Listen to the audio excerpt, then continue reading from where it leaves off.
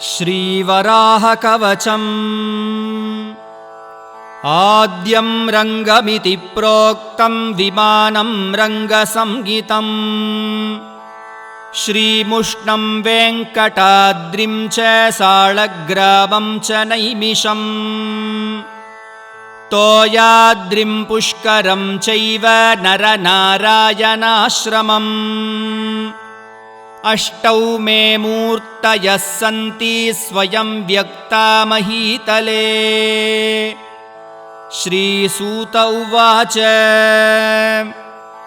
श्रीरुद्रमुखनिर्नीत मुरारिगुणसत्कथा सन्तुष्टा पार्वती प्राह शङ्करं लोकशङ्करम्। श्रीपार्वत्युवाच श्रीमुष्णेशस्य माहात्म्यं वराहस्य महात्मनः श्रुत्वा तृप्तिर्न मे जाता मनः कौतूहलायते। श्रोतुं तद्देव माहात्म्यं तस्माद्वर्णय मे पुनः। श्रीशङ्कर उवाच शृणु देवि प्रवक्ष्यामि श्रीमुष्णेशस्य वैभवम्। यस्य श्रवणमात्रेण महापापैः प्रमुच्यते। सर्वेषामेव तीर्थानां तीर्थराजोऽभिधीयते। नित्यपुष्करिणी नाम्नी श्रीमुष्णेया च वर्तते। जाताश्रमापहा पुण्या वराहश्रमवारिणा विष्णोरङ्गुष्ठसंस्पर्शात् पुण्यदा खलु जाह्नवी। विष्णोः सर्वाङ्गसम्भूता नित्यपुष्करिणी शुभा। महानदी सहस्रेण नित्यदा सङ्गता शुभा। सकृत्स्नात्वा विमुक्ताघः सद्यो याति हरेः पदम्। तस्या आग्नेयभागे तु अश्वत्थच्छाययोधके। स्नानं कृत्वा पिप्पलस्य कृत्वा चापि प्रदक्षिणम्। दृष्ट्वा श्वेतवरागं च मासमेकं नयेद्यदि। कालमृत्युं विनिर्जित्य श्रिया परमया युतः। आधिव्याधिविनिर्मुक्तो ग्रहपीडा विवर्जितः। भुक्त्वा भोगाननेकांश्च मोक्षमन्ते व्रजेद्ध्रुवम्। अश्वत्थमूलेऽर्कवारे नित्यपुष्करिणी तटे। वराहकवचं जप्त्वा शतवारं जितेन्द्रियः। क्षयापस्मारकुष्ठाद्यैर्महारोगैः प्रमुच्यते। वराहकवचं यस्तु प्रत्यहं पठते यदि। शत्रुपीडा विनिर्मुक्तो भूपतित्वमवाप्नुयात्। लिखित्वा धारयेद्यस्तु बाहुमूले गलेऽथवा। भूतप्रेतपिशाचाद्या यक्षगन्धर्वराक्षसाः शत्रवो घोरकर्माणो ये चान्ये विषजन्तवः। नष्टदर्पा विनश्यन्ति विद्रवन्ति दिशो दश। श्रीपार्वत्युवाच तद्ब्रूहि कवचं मह्यं येन गुप्तो जगत्त्रये। सञ्चरेद्देववन्मर्त्यः सर्वशत्रुविभीषणः। येनाप्नोति च साम्राज्यं तन्मे ब्रूहि सदाशिव। श्रीशङ्कर उवाच शृणु कल्याणि वक्ष्यामि वाराहकवचं शुभम्। येन गुप्तो लभेन्मर्त्यो विजयं सर्वसम्पदम्। अङ्गरक्षाकरं पुण्यं महापातकनाशनम् सर्वरोगप्रशमनं सर्वदुर्ग्रहनाशनम् विषाभिचारकृत्यादि शत्रुपीडानिवारणम् नोक्तं कस्यापि पूर्वं हि गोप्याद्गोप्यतरं यतः वराहेन पुरा प्रोक्तं मह्यं च परमेष्ठिने युद्धेषु जयदं देवी शत्रुपीडानिवारणम्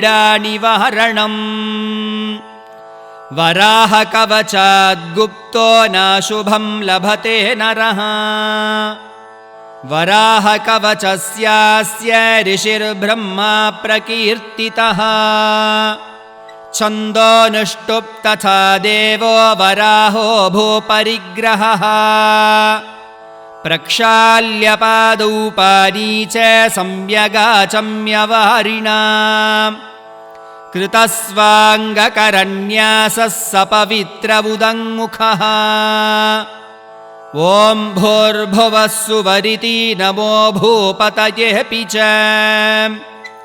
नमो भगवते पश्चाद्वराहाय नमस्तथा एवं षडङ्गं न्यासं च न्यसेदङ्गुलिशुक्रमात् नमः श्वेतवराहाय महाकोलाय भूपते यज्ञाङ्गाय शुभाङ्गाय सर्वज्ञाय परात्मने स्रुवतुण्डाय धीराय परब्रह्मस्वरूपिणे वक्रदंष्ट्राय नित्याय नमोऽन्तैर्नामभिक्रमात् अङ्गुलीषुण्यसेद्विद्वान् करपृष्ठतलेष्वपि ध्यात्वा श्वेतवरागं च पश्चान्मन्त्रमुदीरयेत् ॐ श्वेतं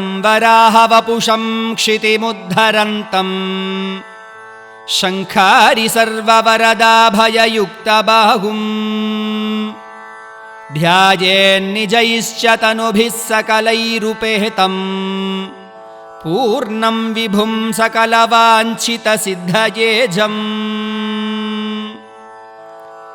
वराहः पूर्वतः पातु दक्षिणे दण्डकान्तकः हिरण्याक्षहरः पातु पश्चिमे गदयायुतः उत्तरे भूमिहृत् पातु अधस्ताद्वायुवाहनः ऊर्ध्वं पातु हृषीकेशो दिग्विदिक्षु गदाधरः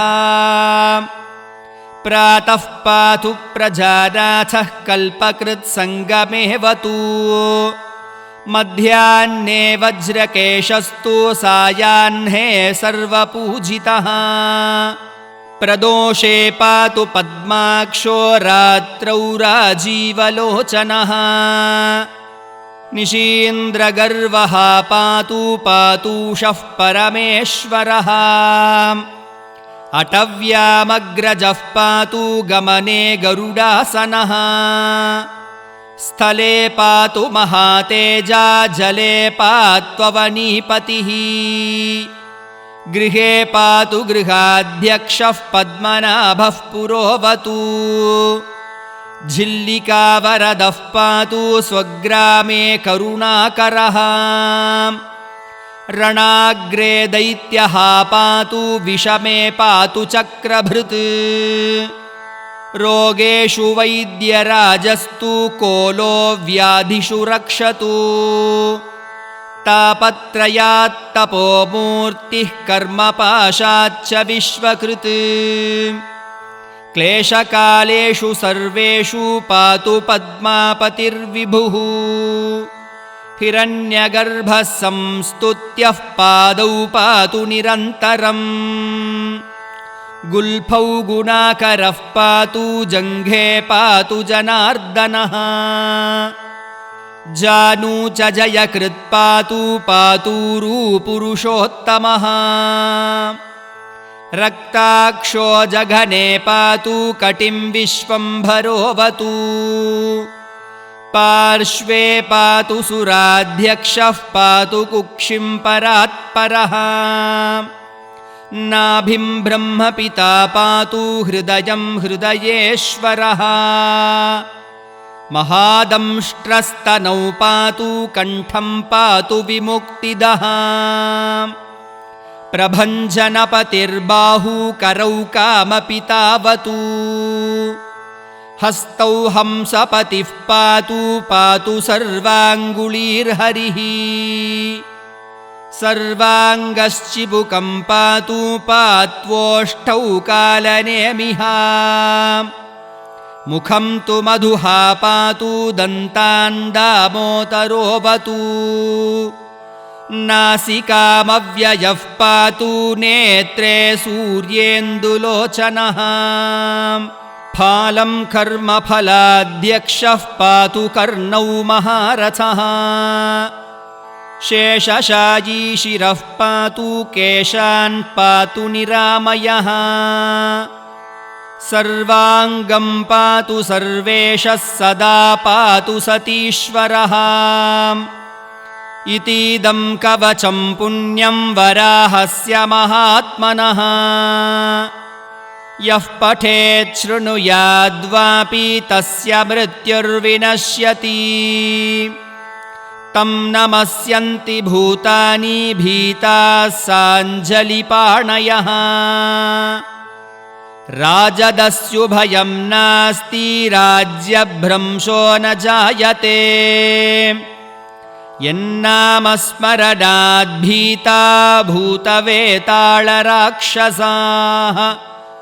महारोगाश्च नश्यन्ति सत्यं सत्यं वदाम्यहम् कण्ठे तु कवचं बद्ध्वा वन्ध्या पुत्रवती भवेत् शत्रुसैन्यक्षयः प्राप्तिः दुःखप्रशमनं तथा उत्पातदुर्निमित्तादिसूचितारिष्टनाशनम् ब्रह्मविद्याप्रबोधं च लभते नात्र संशयः धृत्वेदं कवचं पुण्यं मान्धाता परवीरः जित्वा तु शाम्बरीं मायां दैत्येन्द्रान् अवधीत्क्षणात् कवचेनावृतो भूत्वा देवेन्द्रोऽपि सुरारिः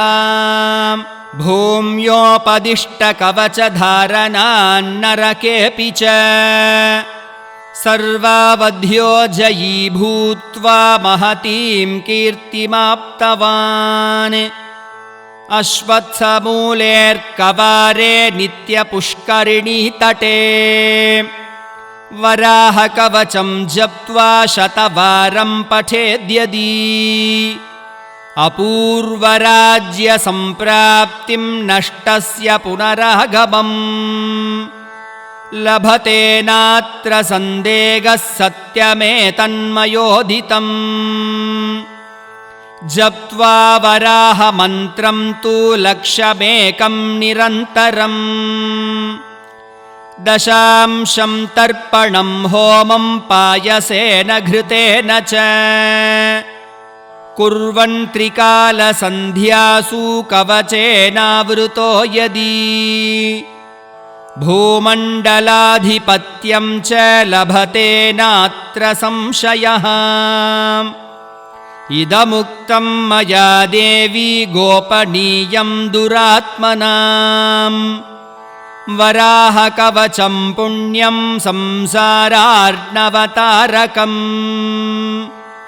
महापातककोटिघ्नं भुक्तिमुक्तिफलप्रदम् वाच्यं पुत्राय शिष्याय सद्वृत्ताय सुधीमते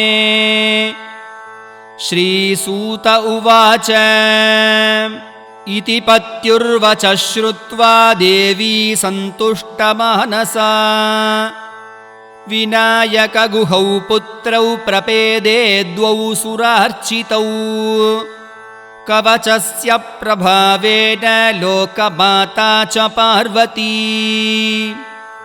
य इदं शृणुयान्नित्यं यो वा पठति नित्यशः समुक्तः सर्वपापेभ्यो विष्णुलोके महीयते। इति श्रीवराहकवचं